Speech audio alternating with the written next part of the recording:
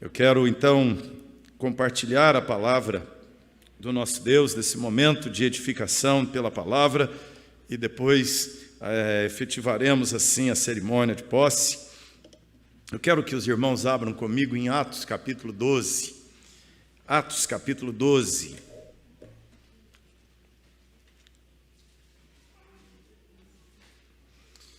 Atos, capítulo 12. Esse texto nos fala de como reagir, ele nos mostra como reagir diante de tempos difíceis, como a igreja do Senhor deve reagir diante das dificuldades, como crentes têm que se portar diante de tempos, diante de momentos difíceis de nossa jornada. E, na verdade, aqui é um DNA do jeito de ser igreja. É um DNA de como a igreja se porta, do ser igreja no seu dia a dia, tempos bons ou tempos difíceis, é assim que a igreja age, isso é o ser igreja. O texto diz assim: por aquele tempo mandou o rei Herodes prender alguns da igreja para os maltratar, fazendo passar ao fio da espada Tiago, irmão de João. Vendo ser isso agradável aos judeus, prosseguiu prendendo também a Pedro, e eram os dias dos pães asmos.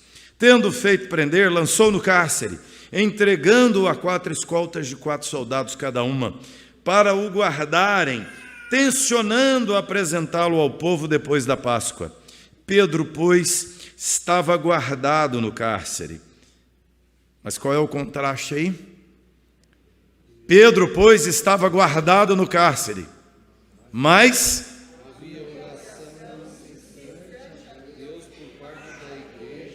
a favor dele. Olha só, eu vou falar a primeira parte, vocês vão responder com a segunda, então bem forte, porque tem um mas, não é? Tem um contraponto aí forte, você tem um ponto e vírgula, um contraste, mas. Então, tem uma situação crítica e tem uma reação forte da igreja em relação à situação crítica. Pedro, pois, estava guardado no cárcere,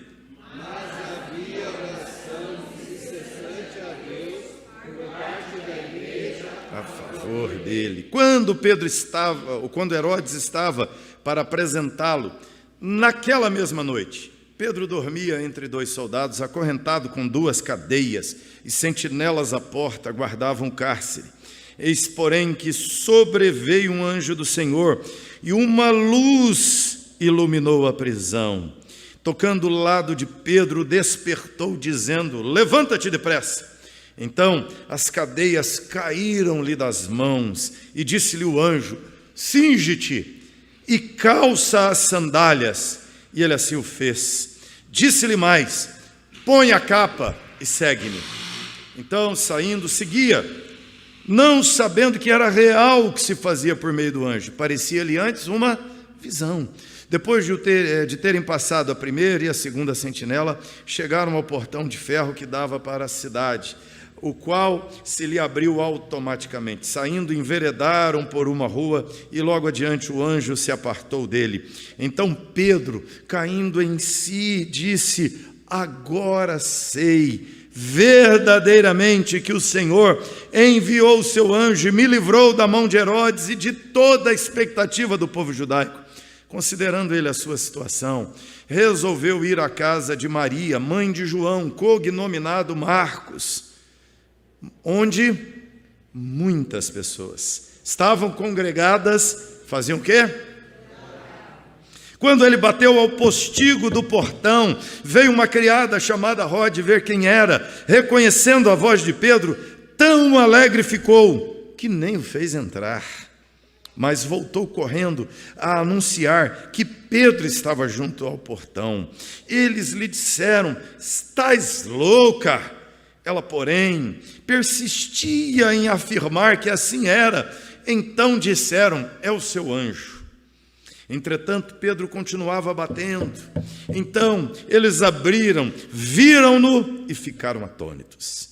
Ele, porém, fazendo-lhes sinal com a mão para que se calassem, contou-lhes como o Senhor o tirara da prisão e acrescentou: anunciai isto a Tiago e aos irmãos. E saindo, retirou-se para outro lugar.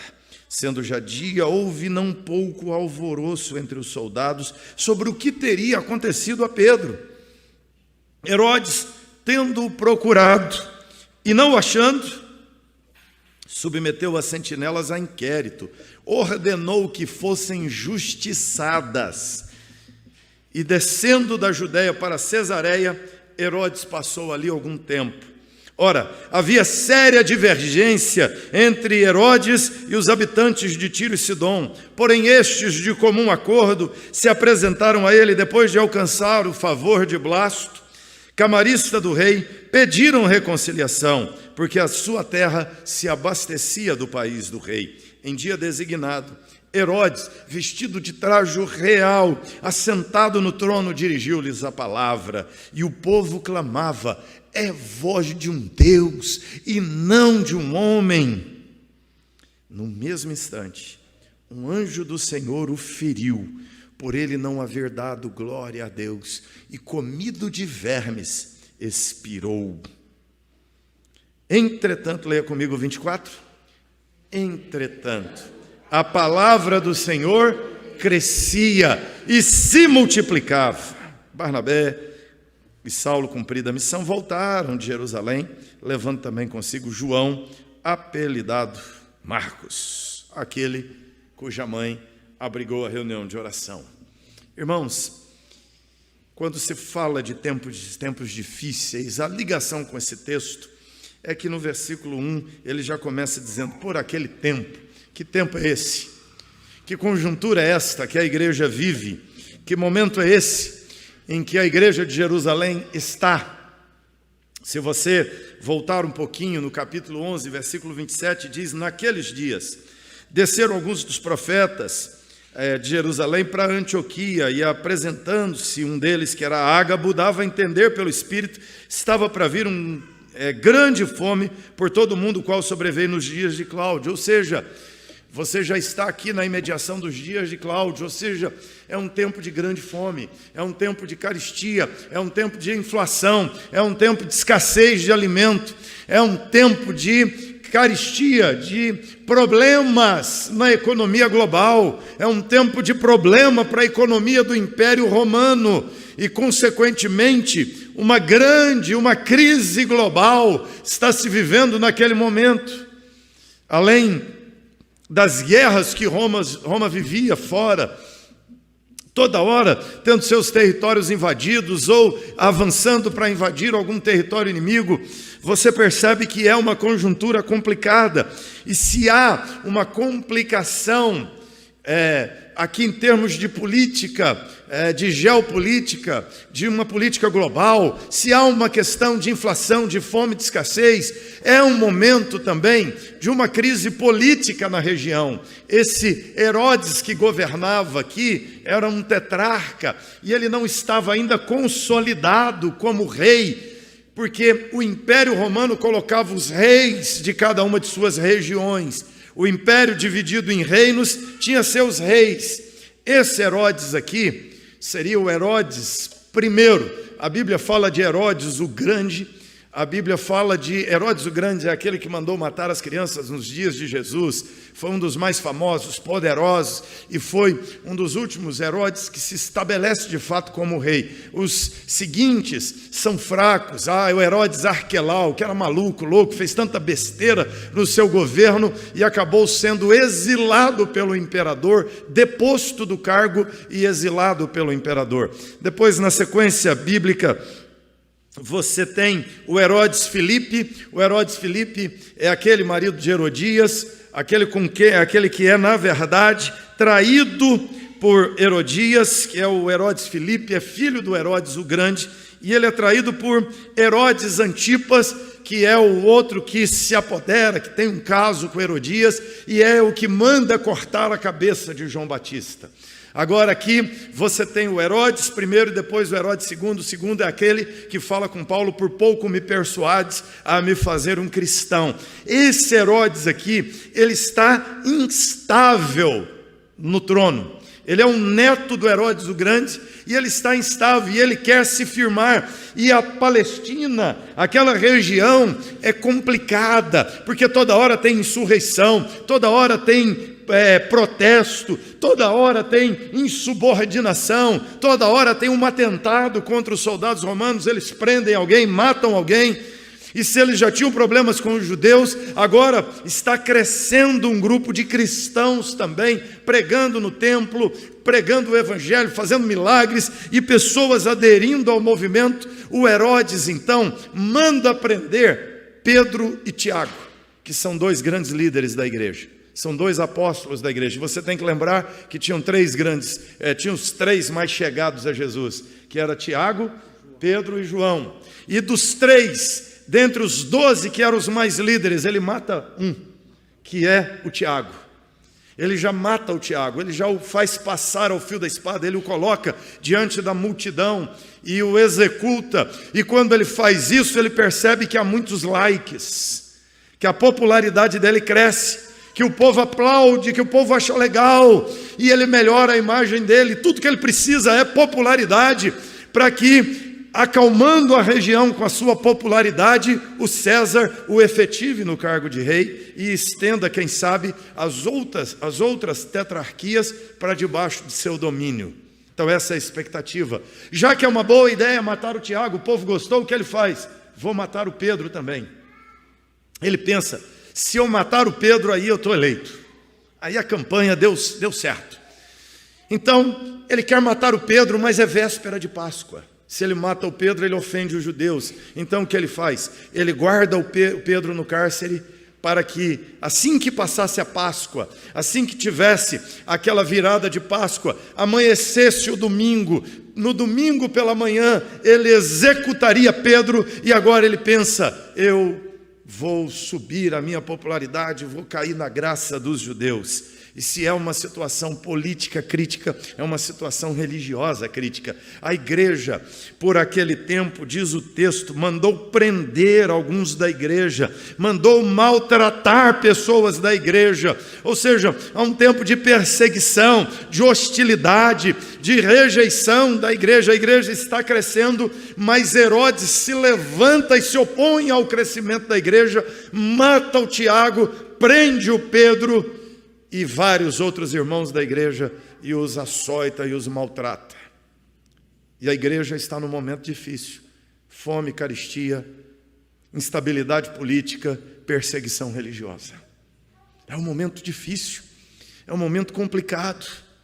Mas o que a igreja faz? Como a igreja age? Como a igreja reage a tudo isso que está acontecendo? O texto nos fala que a primeira reação da igreja é essa reação de oração.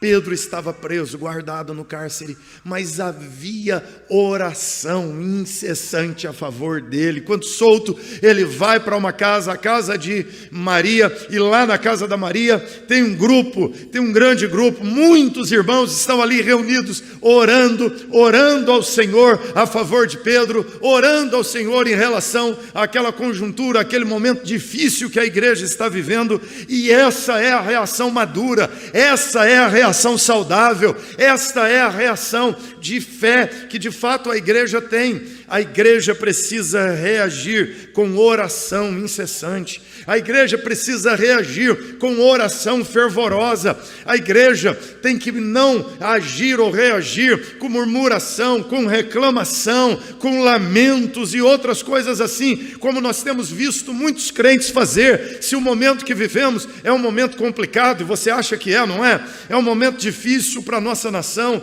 Nós estamos diante de uma polarização, direita, esquerda. A esquerda ganha, volta ao poder. Quem era de direita, desolado. Quem é de esquerda, cheio de entusiasmo. Mas quem era de esquerda estava desolado até a eleição. E há uma tristeza. E nós vivemos uma conjuntura de guerra, de uma iminência ou possibilidade de um ataque da China a Taiwan. Nós vivemos uma possibilidade na guerra da Ucrânia, da Rússia apelar e fazer um ataque nuclear. Ou seja, há tantas insanidades, há tantas maldades, há tanta corrupção, há tanta ideologização no mundo, há tanta uma um crescimento tão forte do progressismo, do relativismo, do secularismo, e a igreja se vê numa conjuntura complicada, difícil, e muitos crentes desanimam, ficam desalentados, cruzam os braços, paralisam diante da crise. Mas, irmãos, a palavra de Deus está nos dizendo que a reação certa é uma reação de oração incessante. Esse é um momento difícil, sim, então é um momento de orar mais. É um momento de orar a Deus. E tem crente reagindo com reclamação, com murmuração.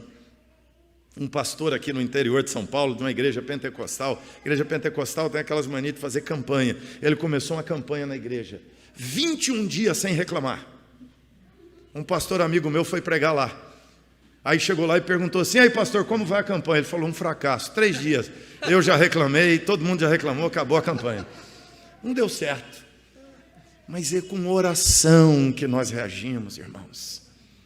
Nós aprendemos, nós adquirimos o hábito de lamentar, de reclamar, e um reclama, e um fala com o outro, e um vídeo para lá, e o WhatsApp para cá, Telegram para lá, o YouTube para lá, e Facebook para cá, Instagram do outro lado, e só coisas tocando terror, mensagens gerando pavor, mensagens aterrorizando, dizendo que é o fim do mundo, dizendo que... e aí até uma coisa esquisita, porque tem crente que quando vê assim, será que é a volta de Jesus? Aí fica triste. Não dá para entender. Que diferença do cristianismo lá de trás, que os cristãos diziam: Maranata, ora vem Senhor Jesus. Aí o crente hoje fica com medo: será que a pandemia é a volta de Jesus, é o fim do mundo? Se é o fim do mundo, é a volta de Jesus, é o novo céu e a nova terra, é a nossa esperança se concretizando. Nós ficamos mais animados ainda, nós trabalhamos mais ainda, nós pregaremos mais ainda, irmãos. A igreja reage com oração. E a oração aqui, nós podemos observar, a oração sustenta a fé. A oração nos ajuda a lidar com realidades duras. Pedro foi solto, mas Tiago foi morto. Tiago foi passado ao fio da espada em público. E você pode imaginar que nessa reunião de oração, na casa da mãe de Marcos, está ali naquela reunião de oração, a viúva de Tiago. Quem sabe a mãe de Tiago, que chegou para Jesus e disse: Senhor, coloca um filho meu à tua esquerda e o outro à tua direita. Jesus diz: eles podem beber o cálice que eu vou beber? Ela diz: pode. Então, Tiago bebeu o cálice que Jesus bebeu, foi morto para a glória de Deus. Mas que dor dessa mãe pensar assim: eu orei e pedi isso a Jesus.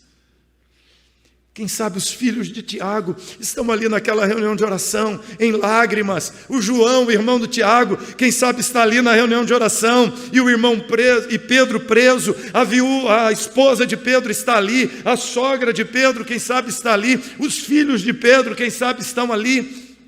E você tem todas essas pessoas em lágrimas, em luto iminente. Pedro está sentenciado à morte. Ninguém poderá arrancar Pedro daquela cela. Não tem defesa, não tem advogado, não tem tribunal, não tem recurso. E eles estão naquela reunião, irmãos, mas esse povo no luto, na dor, na ameaça, na perseguição, na hostilidade, na fome, na escassez, na instabilidade política e econômica, esse povo continua crente, orando a Deus. E tem hora que é assim, as lutas são pesadas, tem hora que nós oramos e o irmão morre, tem hora que oramos e o casamento acaba, e a empresa quebra, e o desemprego vem, e a saúde se esvai, mas nessas horas a fé nos sustenta na oração em nome de Jesus. Nós permanecemos de pé ou de joelhos em oração, porque a nossa fé não depende de circunstâncias, a nossa fé é depósito de confiança no Deus soberano que governa todas as coisas. Aqui, irmãos, nós temos um momento de oração, e a oração é esse sustento da fé. E você precisa ter bem na mente, bem claramente, aqui a imagem. Vamos pensar aqui, você tem de um lado a casa do César. Não é do pastor César, é o César de lá. Você tem a casa do Augusto César, representada pelo Herodes. Aqui tem o Herodes, o rei. Aqui tem soldados. Aqui tem espadas, tem lanças, tem flechas, aqui tem soldados treinados, tem carros, tem cavalos, aqui tem dinheiro, aqui tem o poder da mídia, aqui tem o Império Romano, tem muros, tem grades, tem correntes, tem o imperador, tem os poderes supremos de Roma, tem as legiões romanas. Aqui você tem palácios, colunas, uma estrutura poderosa que se apoderou de Pedro, que matou Tiago, e essa estrutura se levantou contra a igreja do Senhor. Do outro lado que você não tem a casa do César, você tem a casa da Dona Maria. Maria, mãe de Marcos. É a casa da Dona Maria. Aqui tem um grupo de irmãos de joelhos, orando a Deus. Fala a verdade, em quem que você ia apostar? Façam suas apostas. A casa do César prevalecerá ou a casa da Dona Maria prevalecerá? A casa da oração. Um grupo de irmãos de joelhos prostrados diante de Deus orando. Esse é o contraste do texto. Mas o texto nos diz que se a oração sustenta a fé, se a oração nos faz ficar firmes, alimentados, é um exercício de fé nos momentos difíceis, nas conjunturas complicadas, a oração materializa os efeitos da fé, a oração possibilita aquelas realidades, o milagre vem. Sabe o que acontece? Um anjo do Senhor vai naquela prisão, o anjo do Senhor livra Pedro do poder do Império Romano, tem todo aquele poderio, toda aquela estrutura, mas aquela reunião de oração da casa da Dona Maria termina com o Pedro batendo a porta. Oração, irmãos. E às vezes a gente ora e não entende o efeito. Olha para o texto diz que Pedro bateu a porta, a Rode atendeu, abriu o postigo do portão, viu que era Pedro, voltou correndo dizendo: gente, o Pedro está lá na porta. Aí o povo vira para ela e diz assim: não está não, menina, o que é isso? Ela diz: é o Pedro. Você é louca, você está maluca? Pedro está preso, casa do César. Olha só, César, soldado, grade, corrente, cavalo, arma, poder. César não vai soltar, Pedro está morto, está lá na cela, é questão de horas, vai ser executado. Você está louca? Aí ela insiste: não, é o Pedro, eu vi. Aí eles preferem a ruim teologia judaica, dizendo: não, é o anjo dele. Teologia judaica dizia que cada pessoa tem um anjo que corresponde, um anjo com a minha cara, que é o meu anjo da guarda. Isso era uma crença judaica. Coitado de certos anjos, não é?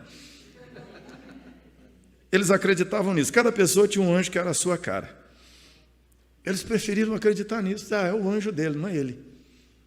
Até que a menina insiste e eles fazem Pedro entrar.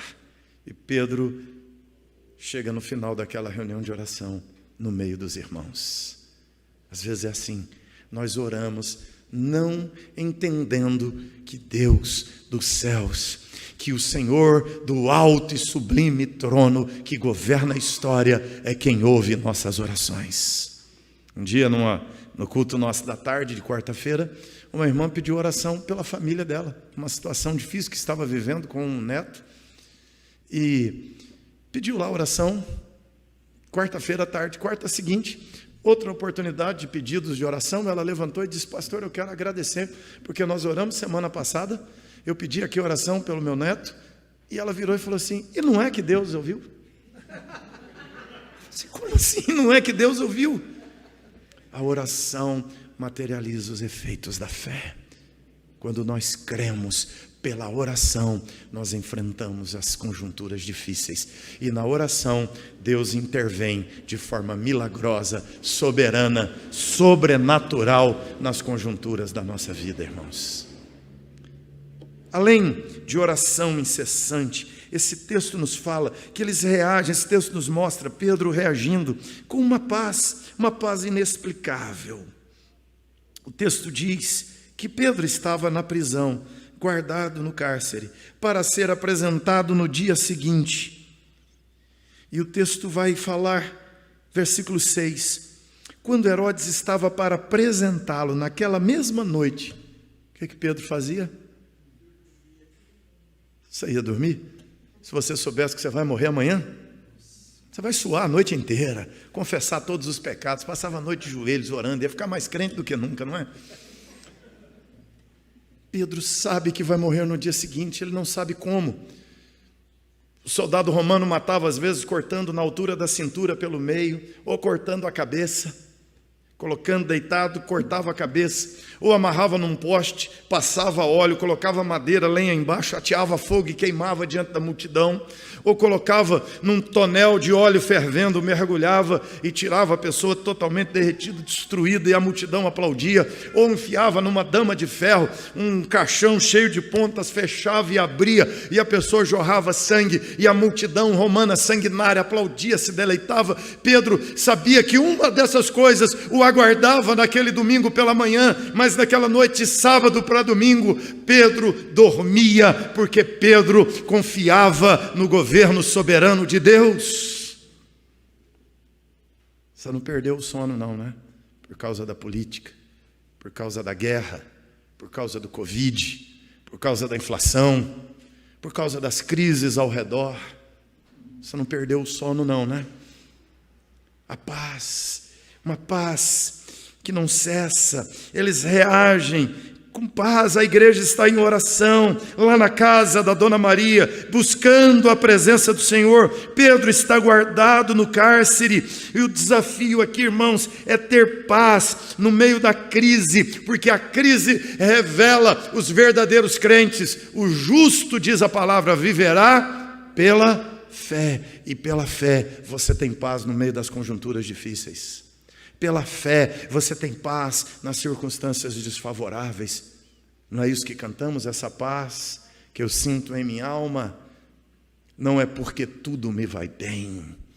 A minha paz não depende do Bolsonaro, não depende do Lula, não depende do Biden, não depende da ONU. A minha paz não depende do Putin, não depende do Volodymyr. A minha paz não depende do Banco Mundial, não depende da OMS. A minha paz não depende de vacina. A minha paz não depende de dinheiro. A minha paz depende de Deus, que governa soberanamente, e Ele é o descanso do meu coração.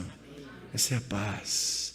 Quantas vezes, irmãos, às vezes no gabinete pastoral bate aflição, tem que tomar decisões, tem que fazer algumas coisas, tem situações apertando, tem lutas, tem dificuldades, tem situações assim complicadas demais na vivência pastoral. E quantas vezes eu ali angustiado, aflito, e eu fico assim, a cabeça um turbilhão, tempestades de ideias, aquelas coisas todas na alma, no peito, parece que tem uma faca atravessada, uma angústia, um frio no estômago, aquela pressão todas. E quantas vezes eu angustiado me levantei e disse: vou orar, e me ajoelhei para orar. Várias vezes na minha vida eu tenho experimentado isso. Eu ajoelhei para orar e dei uma crise de riso.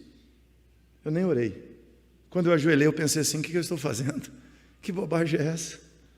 Para que ficar assim? Eu levantei e disse: Deus, muito obrigado, porque o Senhor é a minha paz.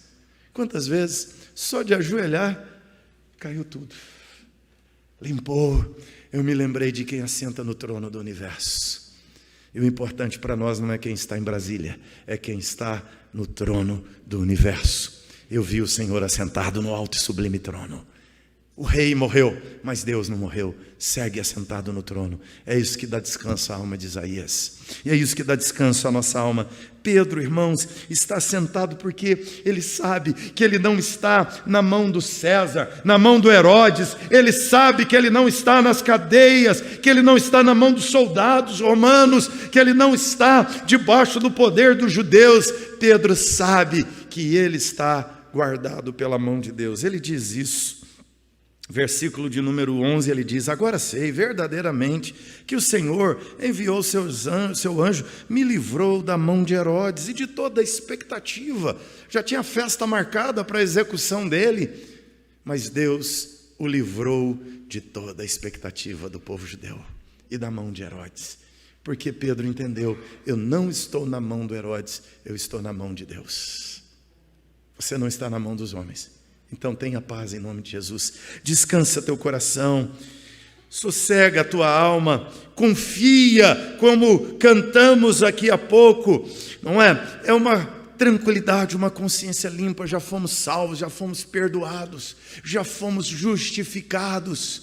O que pode acontecer, o que o Covid pode me fazer, a pior coisa que o Covid pode fazer é matar. Se matar, nós vamos estar com o Senhor. Pronto. O que pode dar errado, gente? Nada, nada. Morreu com Cristo. Paulo disse que morrer e estar com Cristo é incomparavelmente melhor. Perseguição, angústias, luta, nada nos separará do amor de Deus que está em Cristo. Nada disso é porque Deus não te ama, é porque Deus não cuida de você. Pelo contrário, Deus cuidará de você em meio à tribulação. Então, tenha paz e descanso na tua alma em nome de Jesus. Oração, paz. Quantos crentes estão aflitos, morrendo de medo do Covid? Morrendo de medo do Covid.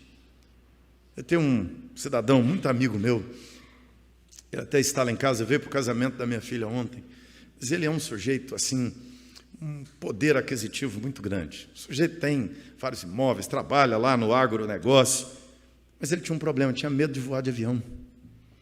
Ele só viajava de carro, ia do Mato Grosso para cá de carro, do Mato Grosso para o Nordeste de carro, porque morria de medo de avião.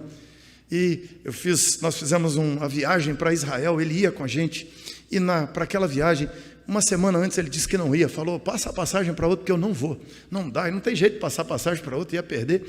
E ele falou, não vou, e falou que era problema na empresa, nós apertamos, descobri, era medo do avião.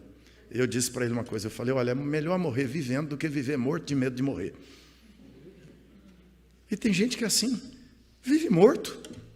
Não, meu querido, paz. Ele se libertou com essa frase, viajou para Israel, agora anda de avião para todo lado. Agora não para mais. Já viajou. Ele fala, só viajo com você. Agora já viajou para um monte de lugar, sozinho, com a esposa.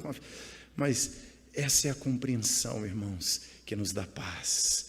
Não tenha medo de Covid, não tenha medo de guerra nuclear, não tenha medo da China, não tenha medo do diabo, não tenha medo da vida, não tenha medo dos homens, não tenha medo da morte, não tenha medo, porque a tua vida está nas mãos de Deus, descansa em Deus. Como Pedro, dormia bem, porque o anjo acendeu a luz na cela, ele não acordou, o anjo teve que tocar ao lado de Pedro. Olha que sono gostoso. Eu quero esse sono do justo, descansar em Deus. Quarto e último, o texto nos fala não somente de oração, paz, o texto nos fala de experimentar o milagre de Deus, de uma provisão milagrosa de Deus, de uma reação colocando expectativas no sobrenatural de Deus. Reaja orando, tendo paz, confiando no sobrenatural de Deus, confiando no que Deus fará. Você já olhou nesse texto o que Deus fez? Casa do César, casa da Dona Maria. Todo mundo apostaria na casa do César. A casa do César prevalecerá, mas a casa da Dona Maria que prevaleceu. Olha o que Deus fez. Pedro está na prisão, aparece um anjo. Deus coloca um anjo dentro da cela, a cela escura, úmida. Deus acende uma luz naquele lugar escuro, ilumina aquela cela. O anjo acorda Pedro. O anjo diz para ele, sim, ou seja, vista-se. E aí o Pedro se levanta. Quando o Pedro levanta, ele está amarrado com correntes nas pedras. A corrente cai do Pedro. E o anjo fala com ele, vem, segue. Quando ele vai, a cela abre, as sentinelas estão ali. Pedro era guardado por 4 escoltas de 4 soldados, 16. E Pedro está guardado e ele sai, os soldados não vêm. E ele vai andando pela penitenciária e tem um portão de ferro. E o texto diz que o portão de ferro abriu automaticamente. Pastor Fábio lá da IPEM diz que abriu anjomaticamente. Não tinha motor, abriu anjomaticamente, o anjo abriu. Deus abre as portas de ferro, Deus quebra as trancas de ferro à frente da igreja, respondendo suas orações. Pedro sai e quando ele percebe o anjo desaparece, ele entende: estou livre, e ele vai para a reunião de oração da igreja que está orando por ele, e aquela oração termina com Pedro no meio deles. Deus agiu de forma sobrenatural, a intervenção milagrosa de Deus se manifestou em respostas à oração da igreja, irmãos. Mas não é só isso não. Sabe o que aconteceu mais? O Herodes procurou Pedro para soltar ou para matar, não achou. Matou os soldados que guardavam Pedro, ou seja, os soldados que provavelmente torturaram Pedro. O texto diz que foram maltratar os crentes. Aqueles soldados é que foram mortos. Herodes saiu, foi para Cesareia. Aí o que acontece com Herodes em Cesareia? Cesareia era o palácio real. Ele tinha um palácio em Jerusalém e um palácio em Cesareia. Ele foi para o palácio de Cesareia, que era a capital, que era uma réplica do palácio de Roma. Ele está lá no seu palácio. O povo de Tiro e de Sidom, é uma época de fome, de carestia. O povo de Tiro e Sidom era brigado com Herodes. Mas só que agora estão passando fome. E eles precisam da comida do Império Romano para não passar fome em Tiro e Sidom. Então eles vão através de Blasto, que faz uma mediação do conflito, e alcançam o favor de Herodes. E aí vão para uma reunião de negociação com Herodes para comprar comida do Herodes. Aí o Herodes então sai, porque eram pessoas que tinham uma briga com ele. Ele veste pomposamente a roupa de rei, senta no trono, o pessoal vem, ele levanta, faz um discurso, sobressaindo aos seus inimigos que se ajoelharam diante dele, e ele se sente o poderoso. Ele faz o discurso cheio de si, e aqueles homens querendo bajular o Herodes, porque precisam da comida, dizem: é a voz de um Deus e não a voz de um homem. E o Herodes, se sentindo Deus, é ferido por um verme. Um verme. E não sabemos, os vermes se multiplicam, ele tem uma infecção generalizada, sei lá, e o texto diz que ele morre comido de bicho. Ele morre comido, ele apodrece vivo, até a morte. O Herodes deu uma sentença de morte a Pedro. Por intervenção de Deus, Pedro foi liberto e o Herodes foi executado por Deus. E Deus nem precisou mandar anjo, mandou um verme. Olha o Deus dos homens, um verme matou o Herodes, aquele poderoso da casa de César. Você está entendendo? Que os homens poderosos, Deus não precisa muito, um verme. Mas se você acha que é muito, em resposta à oração, deixa eu te perguntar uma coisa. Cadê Roma? Cadê a casa do César? Só tem a casa do César hoje, porque a do outro César lá. O Império Romano caiu, o Herodes caiu, o César passou, os Césares passaram, aqueles homens que se sentiam deuses, o Império ruiu, o Império Romano acabou, e a casa da Dona Maria continua. Aqui é a extensão da casa da Dona Maria. Aqui é a continuidade da casa de oração. A casa da Dona Maria continua, perpetua, se espalhou por tantos lugares pelo globo. A casa da Dona Maria está espalhada pela face da terra. Está aqui no Brasil, está nos Estados Unidos, na Europa, na África. A casa da Dona Maria está lá no mundo islâmico, com todas as proibições, com todas as restrições, com todas as ameaças. A casa do Senhor está lá. Em março desse ano, mais de 100 crentes foram mortos na Coreia do Norte. Aí a gente fala assim: tinha crente da Coreia do Norte? Tem. Pagaram com sangue a fé, mas tem crente na Coreia do Norte. Fiéis, firmes, a casa da Dona Maria está lá. E meus queridos, nós somos a casa da Dona Maria. Nós somos a continuidade desse lar, dessa casa de crentes que oram e invocam o Deus soberano. Oração, paz, expectativa do sobrenatural de Deus. É assim que você tem que estar hoje, 2022. É assim que você tem que fechar 2022. É assim que você tem que começar 2023. Você é crente, não é? Não é não. Pensei que era. Você é crente? Sim. Amém. Então é assim que você tem que viver, com essa expectativa. 2011, eu fui ao Egito e o Mubarak tinha acabado de ser deposto. Houve aquela revolução. Cheguei lá numa praça, num protesto, no meio daquele negócio, fiquei com medo e fui embora. Estava feio o negócio lá. E os crentes do Egito estavam orando, porque o Mubarak tinha sido deposto e tinha um outro candidato chamado Mursi. O Mursi era o candidato favorito dos muçulmanos, mas tinha um outro candidato que os cristãos oravam para que aquele homem lá fosse eleito e não o Mursi, porque o Mursi era da Irmandade Islâmica, e a Irmandade Islâmica é uma espécie de ISIS, Estado Islâmico, radicais muçulmanos. E naquela preocupação do que aconteceria com o Egito, os crentes oravam fervorosamente para que o Mursi não ganhasse. E eu comecei a orar junto com eles também, e nós, os pastores que fomos ali, nos juntamos, colocamos nossas igrejas aqui no Brasil para orar, e oramos fervorosamente. Deus, não deixa o Mursi ganhar. Senhor, livra o Egito do Mursi. Senhor, tira esse homem de lá. Você andava à Arábia, estava colocando dinheiro no Mursi para que ele ganhasse, e ele dizia assim: eu tornarei o Egito uma verdadeira república islâmica. E ele então fez a campanha com muito dinheiro da Arábia. Você olhava, tinha 100 cartazes dele e de vez em quando um do outro candidato. Resultado da eleição, o Mursi ganhou. Eu voltei lá uns 5 meses depois da vitória do Mursi. Parece assim que foi uma névoa fria sobre a igreja. Todo mundo triste, desanimado. Eles tinham fechado, quando fui, quase 80 igrejas. Tinham incendiado várias igrejas. A nossa igreja presbiteriana da Praça Tahrir não tinha sido queimada, porque os muçulmanos cercaram a igreja e disseram: essa aqui vocês não vão queimar, porque na Revolução eles montaram um hospital de campanha na igreja, salvaram várias e várias vidas que tomaram tiro, tiveram fraturas na briga lá no meio da praça. Então a igreja caiu na simpatia do povo e os muçulmanos não deixaram queimar a igreja. E o Mursi estava perseguindo, prendendo vários convertidos do Islã, prendendo pastores, e os muçulmanos se achando e dominando o país.